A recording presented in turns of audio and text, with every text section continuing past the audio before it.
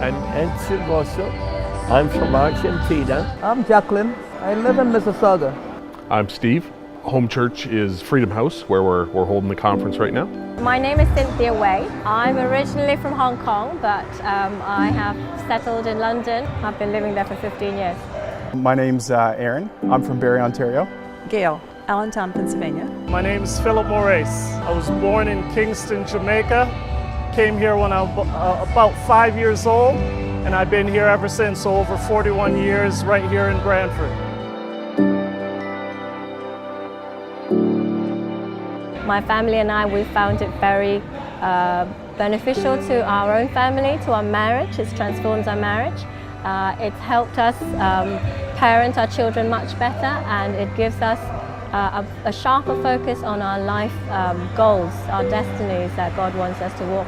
My pastor was mentioning about how we wanted to see some new developments in our city, and so coming out to an event like this was a way to see some transformation and different ways to outreach that wouldn't just be inside the church, but ways to actually get outside the four walls. We've been involved with this about 5 years, and we love to go to the different conferences because we always get more inspiration for what we're doing in the Lehigh Valley.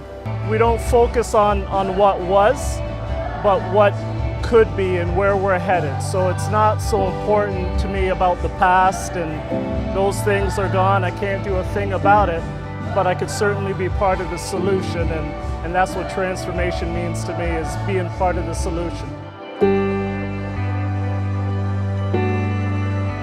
A key takeaway was have a heart of compassion, and I really felt like there were things that were being done in the communities, and that those acts were the things that led political leaders to open up their ears and to listen to the church. Ed said something about an apple.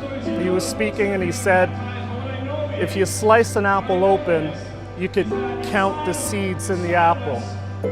But God knows the apples in each seed. You know, God sees, He has a purpose, He has a direction for all of us, and what may seem insignificant to us, God has a much bigger plan for all of us. So that apple, that one was etched in my brain.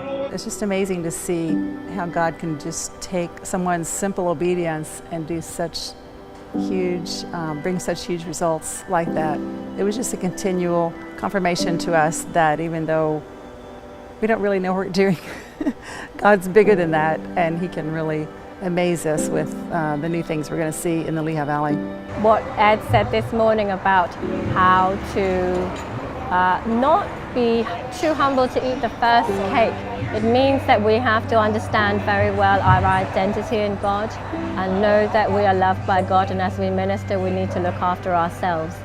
My entire attitude that I grew up with in church just got flipped upside down, because I used to think, oh, the most important people in the world are the ones who serve as pastors and the ones who serve as church leaders and stuff, and realized that if we really are going to take the city, the nation for God, we need people in every area. We need people who are factory workers, we need people who are working in media, we need teachers, we need people everywhere to be salt and light. The pure evangelism, where it shows you a different way, like it brings the Bible to life. Church will not be the same. It's done the way God really wants it to be done. This is the point of inception for a move of God that will spread, impact Toronto, Ontario, and go all over Canada, and from Canada to the end of the world.